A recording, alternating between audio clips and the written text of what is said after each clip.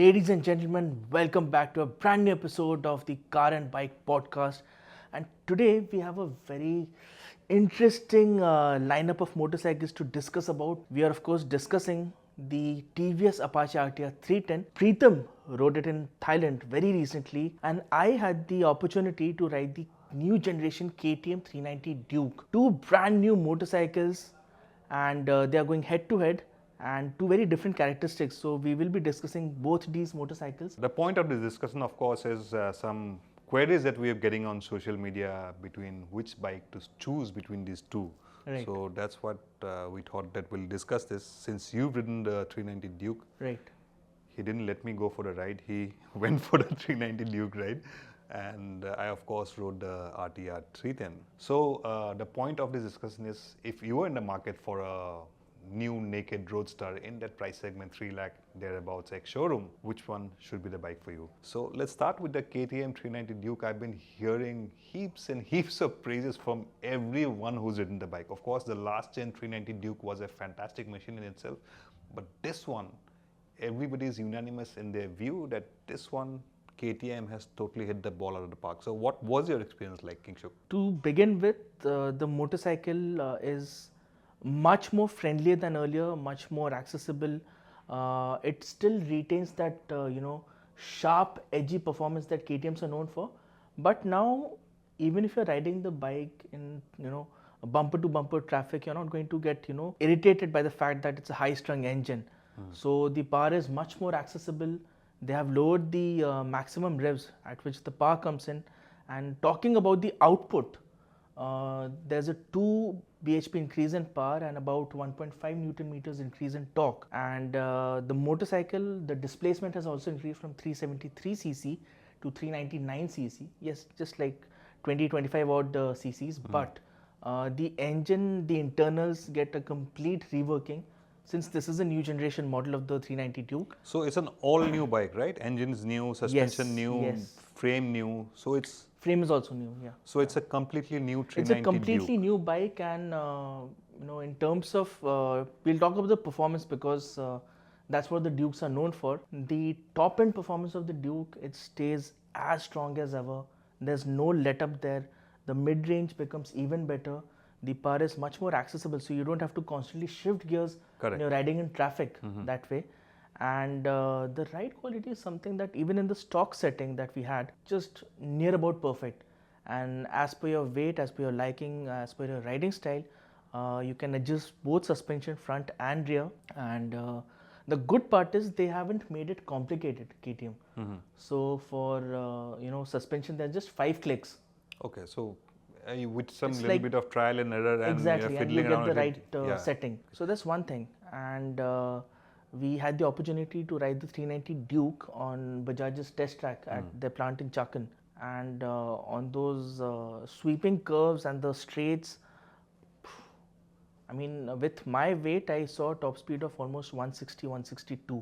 And what's your body weight? Body weight is, well, I would rather not say that. But yeah, much lesser than the top speed of the 390 Duke, yes. No, but in the hands of a more capable rider, in the hands of a lighter rider, it can just go past, it can keep up with 500cc and above motorcycles very easily. It's fantastic. So I'll just come back to the changes in the power delivery that you talked about. Earlier generation 390 Duke, you had to always keep it on the boil. So if you're to access that kind of power, Right. so you'll have to downshift while riding in traffic. And if you want to overtake, it won't pull cleanly from low revs at a higher gear, Right. so you'll have to downshift. Once you keep it on the boil, the engine, on the power band, then it's a extremely rewarding machine, and it's got enough and more performance really for everyday use. I right? mean, for everyday performance, you don't need more than 45 watt brake horsepower. That's what the So- Duke delivers. So on this, the latest 2024, the 2023 390 Duke, you're saying that, that character has been changed somewhat to suit everyday riding, is that? So you Yes, don't need absolutely. to downshift so much, so it's got, the torque band is wider. Become wider, and the engine is much more tractable now. So if you are graduating, say, from a 150cc motorcycle to the 390 Duke, earlier that would have been, Overkill? a misstep, in my opinion, overkill. But now you can think of doing that. Still, all that said, the Duke is still a very potent motorcycle. Very potent. And if you don't respect the power that it has, then you are in for a rough time. You could get into trouble. Oh yeah, absolutely. So yes, at that price point, at that engine displacement, a 390 Duke is actually quite a potent motorcycle, isn't it? Right. But to keep all that potency in check, even if for someone who's upgrading from a smaller 150, 200cc motorcycle, or who's not been exposed to high performance motorcycles, it comes loaded with a lot of electronics to keep everyone safe on the road. Yeah, absolutely. I mean, to begin with, there's a bi-directional quick shifter that works really well. Apart from that, you also have 3 riding modes. If I'm not mistaken, road, rain and track. Yeah. Road, rain and track. And of course, it's not in the rain mode, the electronics become much more intrusive. You have ABS, dual channel of course. You have traction control. For the ABS, you can disconnect the ABS to the rear wheel and keep it in supermoto mode. So if you want, you can slide the motorcycle around in corners. And with the track mode, you also get launch control. So there's an option to switch on launch control, and you keep the revs high and you get the perfect start without propping the front wheel up. So that's fantastic. I mean, for the premium of just 13,000 rupees, that's what the price increase is. For just 13,000 rupees, you're getting a lot more motorcycle, better electronics, better performance, easier accessibility. And the good part is, in comparison to the previous generation model, the weight of the current 390 Duke reduces by 4 kilograms. Okay, so all that electronics, all that performance, how much of it is practical on everyday streets? The track mode, I think it works well if you go to a racetrack and explore the full potential of the motorcycle, and it's something that most of us won't do that often. But apart from that, the road and the rain mode work very well. And if you really want to, like I said earlier, if you really want to slide the motorcycle around, so you can use the Supermoto ABS. The good thing is that you have the option of doing all these things. Now, the bone of contention here, which Preetam and I we were discussing earlier, how much of this is needed by the average rider? So that's one thing there, and I think that's where the RTR 310 comes into the picture. But we'll talk about the RTR 310 in a minute, but I have another question about the 390 Duke. It's a great bike, sure. I mean, the last generation bike was fantastic, but to really enjoy that kind of performance, can you do it on the road? I mean, if you go by that logic, then all 500cc plus motorcycles don't make sense for the India. But at the same time, considering the set of features, the kind of performance that the Duke offers, I don't think you're going to get more value for your money spent than the 390 Duke. So at that price point, I think this bike is loaded to the gills, but at that performance point also, it doesn't get lean sensitive. No, it doesn't. It doesn't get lean sensitive traction control, but it gets all the electronics that you need when you're riding daily. And the good part is you can vary the the level of intrusiveness, so to say. Can it be somebody's first bike? Not really, no. Yeah, so that's something to keep in mind, because the 390 Duke has always been a performance-oriented motorcycle. So if you're considering it as a first bike, you may want to tone it down, maybe go for a 200cc or a 150cc. Even 200, 250cc are quite docile bikes. You can get some experience there, get to learn how the dynamics of the bikes and how to stop them. It's not about going fast. You need to control the bike while going fast, and you need to know how to stop without hitting tarmac. So that's something you need to keep in mind. The 390 Duke has a lot of power. It may be a single cylinder motorcycle, but it packs serious performance, and that's something you need some experience on two wheels before you jump onto the 390 Duke. So as a first bike, I don't think not advisable for sure. So the RTR 310, so ballpark. Oh, by the way, the 390 Duke with all those electronics, everything, how much does it cost? Earlier the motorcycle cost around 3 lakhs, and less now than 3? Just less than 3, and now it's about 3.14. That's ex-showroom. Ex-showroom. So on road it will come to something 3.5ish. maybe roughly more, 3.6. more than 3.5 to 4 Yeah. actually on road. Depends on the city where you are Right. buying it. Now the RTR 310 again is based on the RR 310 platform, the Apache RR 310 platform, the BMW G310 platform, same platform sharing. Now this is TVS's version of the naked street fighter, which Right.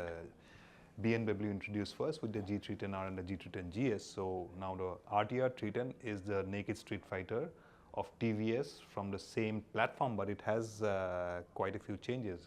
Design is completely different. I think the biggest strength of the RTR 310 is that it manages to stand apart. You park all the 310s together, the BMW G310R, G310GS, TVS Apache RR 310, BMW G310RR. In fact, the Apache RR 310 and the BMW G310RR, they look more or less similar, but the RTR 310 manages to hold its own in terms of design. Absolutely, right. Isn't it? So I haven't seen the motorcycle in flesh, but at first glance, I think the design of the motorcycle looks sort of busy, but then you have spent much more time with the bike. It begins I think to grow it on sort you. of grow on you. Yeah. It's a good looking motorcycle, built well, fit and finish, no complaints there. And the 310 is, if you compare with the KTM, it's always been a sort of docile performer. I mean, there is performance, of course, but not manic like the KTM. So it's always been a docile performer. I think in terms of power output, there's a 10 bhp difference, and in terms of torque output, it's about 7 or 8 Newton meters. Yeah, and in terms of power delivery also, the Right. 310s have always been very docile, very linear. Right. Compared to the KTM. The Absolutely. KTM will just wow you, but the 310s are more docile, and in fact, the 310s would be more forgiving on you if you're new to that kind of a segment. The KTM probably, if you end up making mistakes, unless you know what you're doing, you will have a hard time correcting those mistakes and probably get into trouble. But the 310 family has always been docile and Right. very balanced and easy to ride. The same goes for the RTR 310. But where TVS has thrown a curveball is the amount of electronics they've packed into it. And all those are optional. You don't get, unlike the KTM, which is one variant packed with everything. Standard. Yeah. Standard, right? But 310 gets even more electronics. And that's true. I mean, when we got the brochure for the RTR 310, I mean, we were just like gobsmacked. Yeah. The kind of features, the kind of rider electronics that it gets is just unbelievable. Yep. I think what stood out for me in terms of features and electronics, there are some segment first features. Right. But you have to pay extra for it. Right. The base RTR 310 costs about 2.43 lakh ex-showroom. So that's a lot of difference between the KTM 390 Duke. But if you want adjustable suspension, you want a quick shifter, you have to opt for the build to order kit. There are two kits on offer. One's the dynamic kit where you get the adjustable suspension front and rear, the quick shifter. That will set you back by, I think, about 18,000. 18,000. Yeah. So 2.43 plus 18,000 for the adjustable suspension, the bi-directional quick shifter, and the gold-plated chain, the brass-coated chain. Right. So that is an added cost on that. Now the 310 also boasts of segment-first features like lean-sensitive electronic cage. It's got a 6-axis inertial measurement unit. What it does is it measures the bike's dynamics. It measures the lean angles. It measures how it pitches, how it yaws, and accordingly it manages the electronics. So your ABS is lean sensitive. So you going into a corner, depending on your lean angle and your speed, the ABS will automatically be adjusted by the electronics of the bike, which is not available in the KTM 390 Duke. Same goes for traction control. Depending on the velocity which you're approaching a corner and your lean angle, the electronics will automatically calibrate the amount of traction control intervention. So that's, I think, overkill, some would say, but that's a very good safety feature, especially in the wet. And if you're new to that kind of performance, so that kind of lean sensitive electronic aids is not seen in that kind of price point or that kind of segment. You'll only get it about 10 lakh and above bikes, right? Easily. I mean, lean sensitive traction control and lean sensitive ABS on a sub 4 lakh rupees motorcycle is like almost unheard of.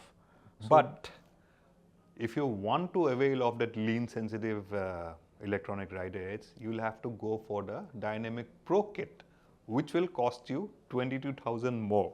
along with the 18,000 that you paid for the adjustable suspension and the quick shifter. Correct. So if you want the adjustable suspension, quick shifter, brass coated chain, plus the lean sensitive electronic rider aids, you'll end up paying about 30,000 more. 40,000 more. 40,000 more, sorry. 40,000 So more. that pushes the price up to 3.14. 3.04. 3.04. 3.04 Yes. from the base. And of course, on the Dynamic Pro Kit, which gives you the lean sensitive traction control and all those things, there's one more feature which is not available in any bike across the world right now, and which to me was a godsend. Cooled seats. We've heard of heated seats. The RTR 310 has got a cool seat. You can heat it also if you're riding in the winter or riding in snow-clad mountains. But in the Indian summer, that cool seat really works wonders. Right. But on the flip side, you can't put a foam padding on the seat. The way it works is there's a thin layer of material under the seat, Right. which helps, it's a slightly complicated process, but that's slightly stiff. It's not very soft. Right. And you can't do anything. You can't soften the... So I had a question on the cool seat. So is the cool seat going to work for the entire duration of the ride? So if your commute is say 30 to 40 minutes long, will it work for the entire duration? Yeah. Okay. Yeah, it's very handy because we were riding in humid weather in Bangkok, outskirts of Bangkok, at 34, 35 degree temperature, going through traffic. It was cooking us, but that cool seat, the moment you put it on, you feel so relaxed. It's a nice feature to have. Yeah, it's a gimmick, sure. but it's a nice feature to have. And mind you, I don't think there's any other motorcycle across the world which has got a cool seat. Heated seats, heated grips, yes, but cool seat, I don't think. Cool seats, no. And plus, I have not heard of it. even if you do opt for heated seats, I mean, those are available only on motorcycles costing above, say, 12 to 15 lakh rupees. So only then are you going to get heated seats, and that too as an accessory, not a standard equipment, mind Correct. you. But if you pay 40,000 extra, so to say, you're getting all those extra kit. But there's one more color on the RTR 310 called Sepang Blue. Very nice looking color. It looks, stands out completely different. If you want that color, you'll have to pay 10,000 rupees on top of that. So that pushes the RTR 310's price 3.14. become more expensive than the KTM 390 Duke. Now, would you rather have the KTM 390 Duke or would you rather have the Apache RTR 310? Now, I had a question from someone that, who's considering, difficult to recommend someone without knowing what kind of background that person has come from. And he's like, this is my first 300cc above bike. And the best advice that we could give if you are considering buying one of these two bikes is to go and take a test ride.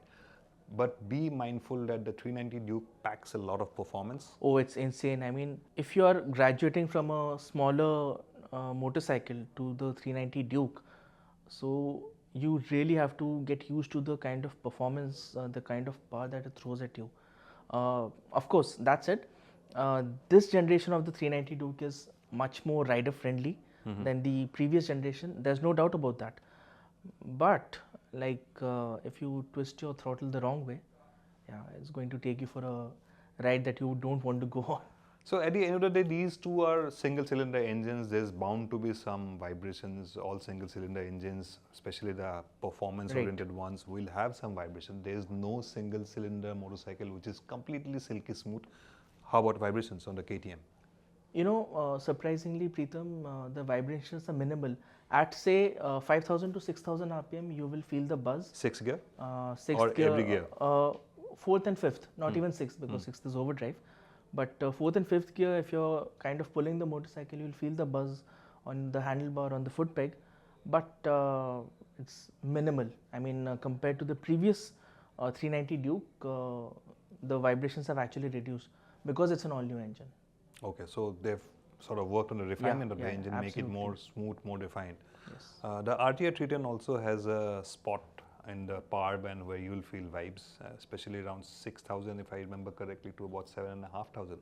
Right. You will feel some buzz on the handlebar, on the pegs, foot pegs, and on slightly on the seat as well. Now, it's not alarming, it's not rattly, it doesn't feel like the bike will fall apart, but it's there. It's apparent. Right. The only problem I have with the RTR 310 is that in sixth gear, if you're sitting at 7,000 RPM on the highway, you will be doing about 100, 105 kilometers per hour. That's more or less anyone's cruising speed and that's when you feel the buzz. To reduce the vibe, you'll have to go beyond 7,500 RPM, which will mean you'll have to go beyond 120. So if you're somebody who likes to sit at those speeds, you'll have to be mindful of that the RTR 310 between 100, in fact 95 to 105 kilometers per hour in 6th gear, which is about 7,500 RPM. If that's your sweet spot, that's the kind of speeds you want to do, you will feel those vibes. You will have to go beyond 115 kilometers per hour. That's about 8,000 RPM to reduce the vibes. It smoothens out. It's not like, it's not alarming. It's not something to complain about, but you have to keep in mind. But again, the best thing to do to choose between these two is to go take a test ride. Right, absolutely. Dynamics also, the RTR 310 is very agile, very point and shoot. TVS bikes have always been very extremely good dynamically. The KTMs, you go, hit a corner, drop it, nothing will happen. Pull it up, drop it, nothing will happen. But the TVS, the RR310, the RTR 310, they are more friendly in a sense.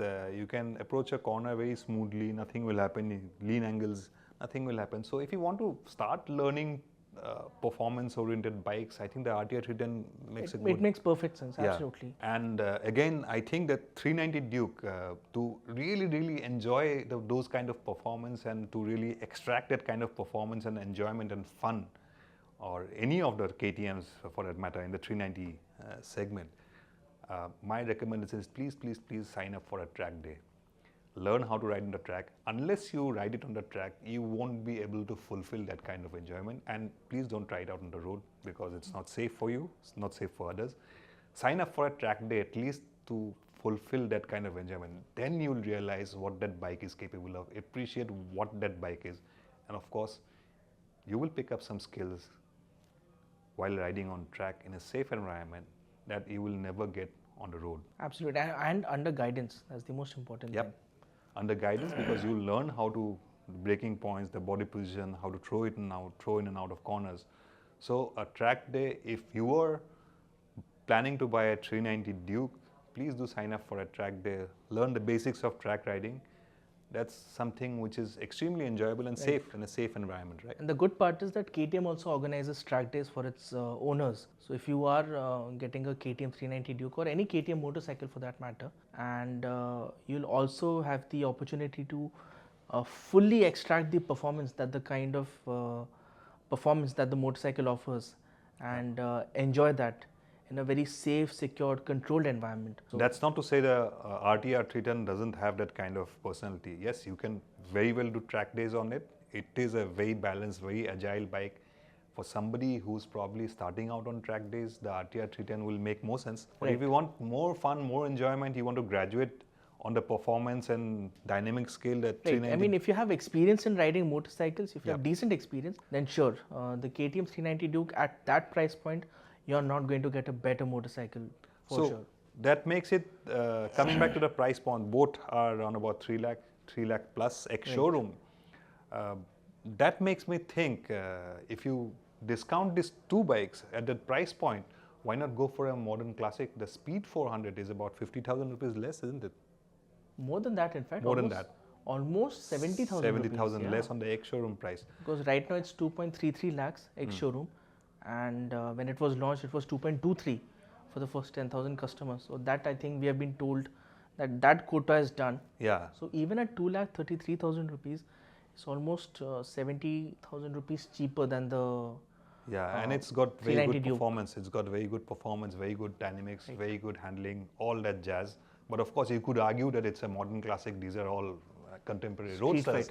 So depending on personal taste really, but the Speed 400 is also a very capable, extremely likable motorcycle at that price point. And if you're somebody who wants to graduate from a single cylinder to maybe a twin, the 650s are always there at the same price point, right? The 650 twins, of course, I mean, very refined motorcycles, and gone are the days when, you know, Royal Enfields used to be unreliable. Very reliable, solidly built, and now they have updated the 650 twins. So that's another thing to consider. And yes, these will be slightly more expensive, but if you're aiming for that price point below 4 lakhs, then yeah, 650 twins fit your budget as well. So coming back to our first, the whole point of this discussion, somebody were to ask you for advice between the new 390 Duke and the RTR 310, which one would you advise and why? First thing that I'll ask them in return is the fact that what kind of experience they have on riding motorcycles, and if they are somebody who have decent enough experience, then of course I'll recommend the 390 Duke, no doubt about that. But if they are graduating from a smaller motorcycle and want to explore the kind of performance that bikes offer after 300cc, then of course the RTR 310 makes more sense. Yeah, so that's the basic point of this whole discussion, that if you have that budget and you're considering one of these two bikes, it depends on what kind of riding experience you have, how much exposure you've had to performance-oriented bikes. The 390 Duke, fantastic bike, but it can be a handful if you're not exposed to slightly performance-oriented bikes. Right. If you're graduating from a smaller bike and it's your first 300cc plus bike, the RTR 310 probably would make more sense. Absolutely, right? There's no doubt about that. So we're running out of time, I think. So let us know what you think about this discussion, and at that price point, which bike would you choose and why? And would you consider something going to the other end of the spectrum, like a modern classic we talked about, or would you go to a parallel twin like the 650 twins, one of the 650 twins? Let us know in the comments what you think, which bike amongst these two would be your pick, and at that price point, which bikes would you pick and why? Thank you so much for watching.